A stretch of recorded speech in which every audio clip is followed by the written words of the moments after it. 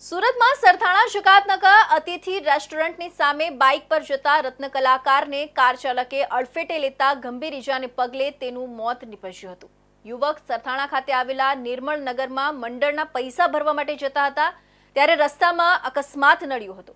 આ સમગ્ર ઘટના સીસીટીવીમાં કેદ થઈ જવા પામી છે। સરથાણા પોલીસ દ્વારા હિટ એન્ડ રનનો ગુનો નોંધીને કાર ચાલકની શોધખોળ હાથ ધરી છે।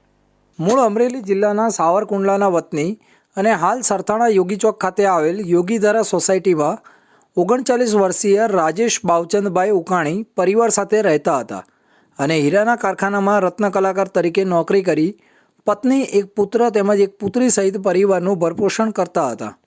ગઈકાલે સાંજે રમેશભાઈ બાઇક પર સરથાણા વિસ્તારમાં આવેલ નિર્મળ નગરમાં મંડળના પૈસા ભરવા માટે નીકળ્યા હતા। દરમિયાન સરથાણા જકાતનાકા અતિથિ રેસ્ટોરન્ટની સામે બાઇક પર પસાર થઈ રહ્યા હતા ત્યારે ફોર વ્હીલ ચાલકે તેઓને અડફેટમાં લેતા ગંભીર ઈજા પહોંચી હતી, જેથી તેમને સારવાર માટે ખાનગી હોસ્પિટલ ખસેડવામાં આવ્યા હતા, જ્યાં ફરજ પરના તબીબે તેમને તપાસીને તેમને મૃત જાહેર કર્યા હતા।